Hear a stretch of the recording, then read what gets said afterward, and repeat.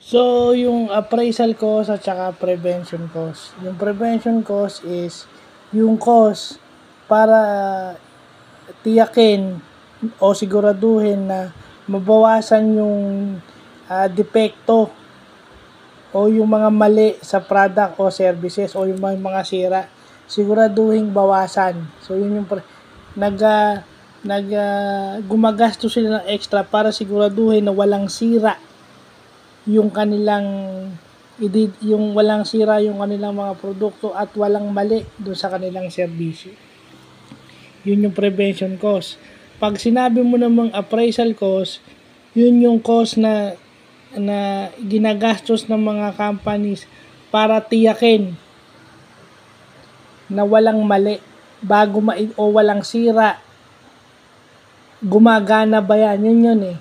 Na-test ba yan? Yung testing bago i-deliver sa customer o do sa bumili yung kanilang produktong in-order. No? Bago i-deliver yun ahead of delivery time.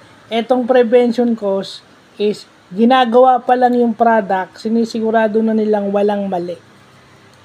So dun pa lang sa paggawa ng product, sinisigurado na nilang walang depekto. So yun yung prevention cost. Dito, appraisal, baka tinitignan muna, tinetest muna bago i-deliver. Yun yung appraisal cost. Kasi na-vlog na natin kahapon yung expediting cost. So, dapat yun yung expediting cost, appraisal cost, at saka prevention cost. Yun yung mga cost na dapat alam natin.